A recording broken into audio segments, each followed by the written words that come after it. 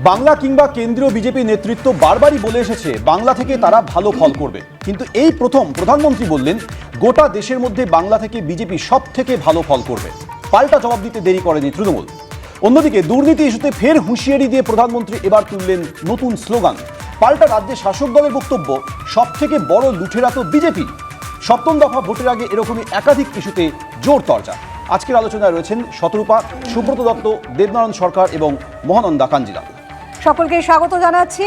আর প্রথমেই যে বিষয়টা নিয়ে আমরা কথা বলবো তা হচ্ছে নরেন্দ্র মোদী বারবার এবারে লোকসভা ভোটের আগে তার গ্যারান্টির কথা বলেছেন, মোদি কা গ্যারান্টি। এবং গত কয়েক বছর ধরে যেটা আমরা দেখেছি, প্রায় এক দশক আগে তিনি যে স্লোগান তুলেছিলেন, না খাউঙ্গা না খানে দুঙ্গা, এবার যেটা দেখা গেল শেষ দফার ভোটে, লোকসভা ভোটের আগে বাংলায় দাঁড়িয়ে দুর্নীতির বিরুদ্ধে কিন্তু নতুন স্লোগান তুললেন নরেন্দ্র মোদী। মঙ্গলবার অশোকনগরের সভা থেকে তিনি বলেন, যে খেয়েছে তার থেকে বের করব, আর যার খেয়েছে তাকে ফেরত দেব, এটাই মোদির গ্যারান্টি। इन भ्रष्टाचारियों की, काले धन की, गंदी कमाई की अब मैं उसका एक्सरे निकालूंगा। ऐसा एक्सरे कि इनकी आने वाली पीढ़ियां भी भ्रष्टाचार करने से पहले 100 बार सोचेगी।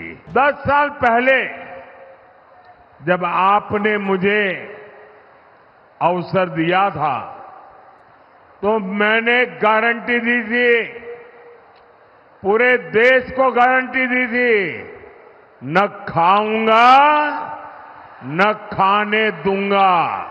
अब मोदी देश को और पश्चिम बंगाल को खास एक और बड़ी गारंटी दे रहा है, जिसने खाया है उससे बाहर निकालूंगा और जिसका खाया है उसको मैं लौटाऊंगा। अब तक लगभग 17,000 करोड़ रुपया, आंकड़ा याद रखेंगे, जो लोगों से लूटा गया था, ऐसे 17,000 करोड़ रुपया उन लोगों को मैं वापस दे चुका हूं, लौटा चुका हूं।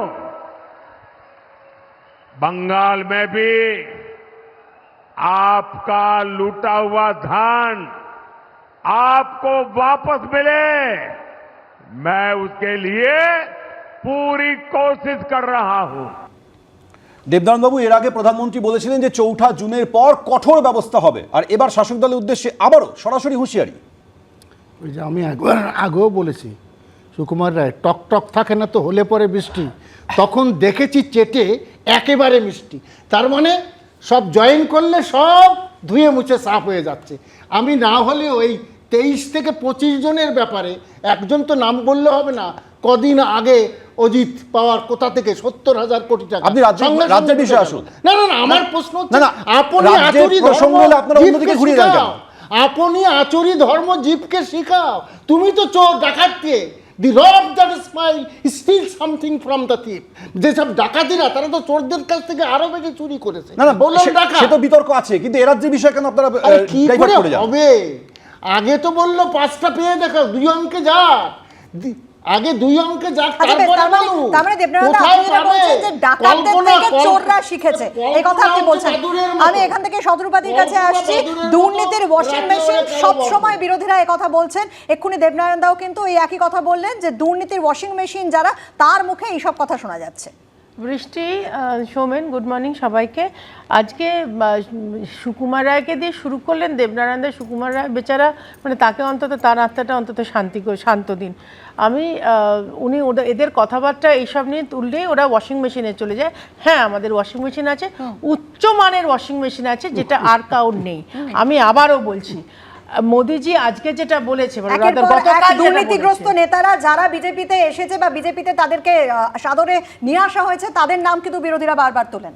হ্যাঁ সে তো তুলুক, যা ওই খুশি washing করুক। machine-এ। হ্যাঁ, তুলুক, যে উচ্চমানের তুলুক। washing machine। আমরা বারবার বলেছি যে আমাদের উচ্চমানের ওয়াশিং মেশিন আছে, আমাদের আইডিওলজি এতটাই স্ট্রং যে আমরা এক্সপেক্ট করি যে যারা আমাদের এখানে আসবে তাদের যেরকম যা ইনভেস্টিগেশন চলছে সেটা চলবে, কিন্তু আমাদের আদর্শে তারা যাবে। স্নাত হয়, তাদের সব তারা রকম ভাবে যাবে না। উন্নতি হবে। আচ্ছা। কিন্তু আমি এই প্রশ্নটাতে আসি, মোদিজি কালকে যেটা বলেছেন, উনি পরিষ্কার বলেছেন যে এতদিন ধরে উনি বলেছিলেন উনিও খাবেন না, কাউকে খেতেও দেবে না।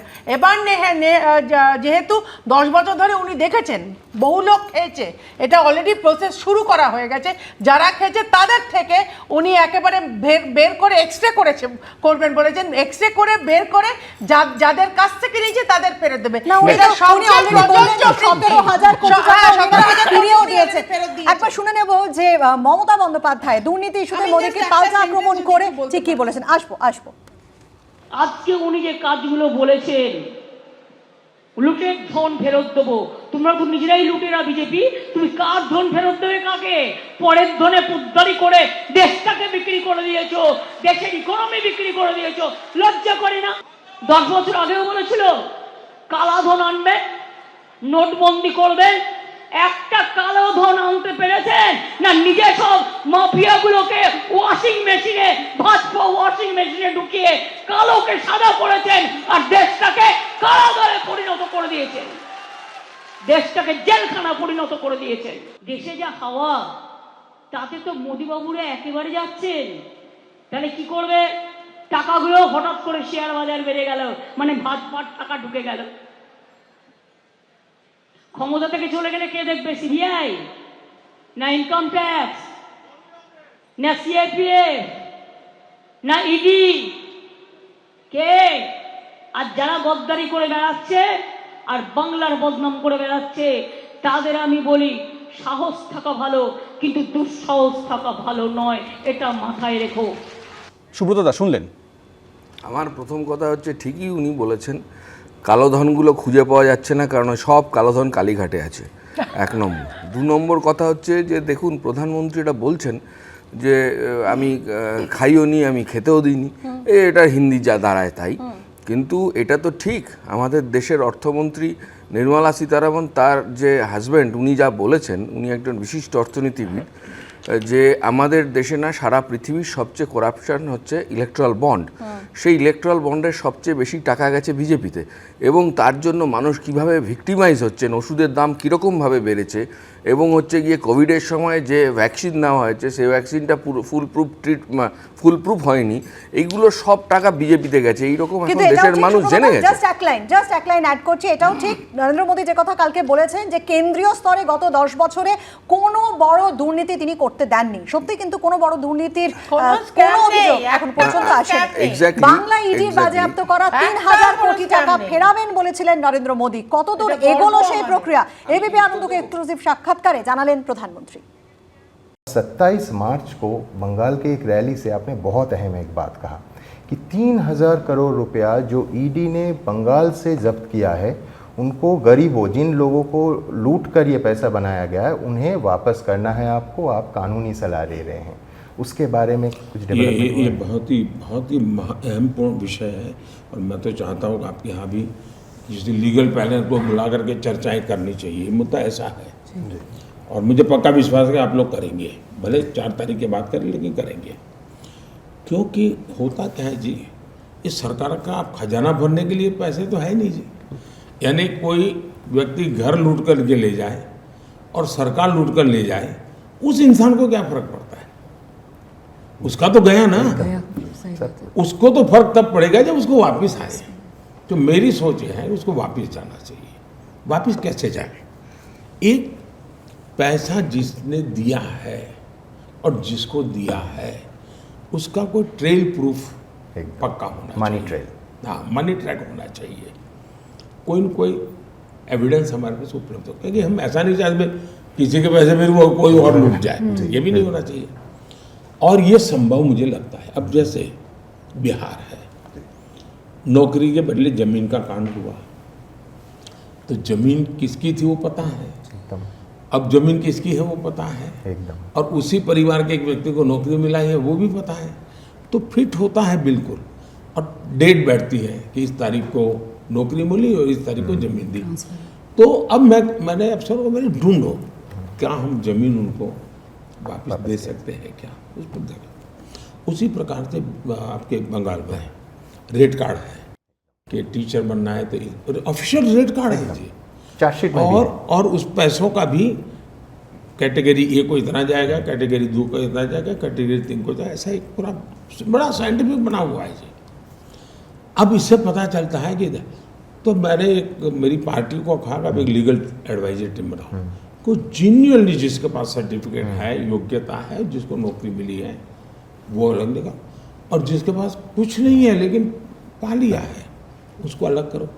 फिर सरकार अपनी सिस्टम से 3,000 करोड़ रुपया सरकार ने जब्त किया हुआ, और प्रॉपर्टी के हिसाब से दे तो मैं 1.25 लाख करोड़ रुपए के अटैचमेंट है, 2200 करोड़ तो कैश, 1.25 लाख करोड़ का हमने। अब जैसे केरल में वहाँ कोऑपरेटिव बैंक चलती है, ज़्यादातर कोऑपरेटिव बैंक ये लेफ्ट वाले चलाते हैं, सभी कोऑपरेटिव बैंक का बहुत बड़ा स्कैम है ये मिडिल क्लास लोगों ने बड़ी मेहनत के जमा किया हुआ पैसा है, तो पता है पैसा किसका था, बैंक डूब रही है। तो मैंने कहा भाई ये इनकी प्रॉपर्टी अटैच करो, उनकी प्रॉपर्टी अटैच की है। अब मैंने कहा उसमें से जिनका पैसा है कितना परसेंटेज दे सकते हैं, देखो सबको समान रूप से बांट कर दे देंगे, वो प्रक्रिया चल रही है। दूसरा पिछले दिनों अलग अलग जो मुझे मिला उसमें से अब तक 17,000 करोड़ रुपया, 17,000 करोड़ रुपये हम ऑलरेडी दे चुके हैं अब तक। तो ये जनता का पैसा है, ये जनता को मिलना चाहिए और ये पॉसिबल है। हाँ, শুনলেন প্রধানমন্ত্রীর বক্তব্য। অর্থাৎ এবারের নির্বাচনের দুর্নীতিকেই বিজেপি অন্যতম হাতিয়ার করেছে, সেটা বারবার প্রধানমন্ত্রী এবং কেন্দ্রীয় বিজেপি নেতৃত্ব পরিষ্কার করে দিয়েছেন। গতকাল অশোকনগরের সভা থেকে 3 বিরোধী দলকে একযোগে আক্রমণ করেছে নরেন্দ্র মোদী। বাংলাকে প্রথমে লুট করেছে কংগ্রেস এবং তারপর সিপিএম, আর এখন লুট করছে তৃণমূল। শুনুন। मैं जरा आपसे पूछना चाहता हूं, ये बंगाल की दुर्दशा हुई है, बंगाल की बर्बादी हुई है, ये हाल किसने किया? मैं आपसे जानना चाहता हूं, ये बर्बादी कौन लाया यहां पर? पहले बंगाल को कांग्रेस ने लूटा, फिर लेफ्ट ने लूटा, और अब टीएमसी दोनों हाथों से लूट रही है। कांग्रेस, सीपीएम, टीएमसी तीनों ही पश्चिम बंगाल की गुनहगार है। लोग ये भी जानते हैं कि सीपीएम को दिया हर वोट ये टीएमसी के खाते में जाएगा। ये पर्दे के पीछे टीएमसी और लेफ्ट वो एक ही सिक्के की दो बाजू है, और यहां के मुख्यमंत्री ने घोषणा भी कर दी है कि वो दिल्ली में इनका सहयोग करेगी।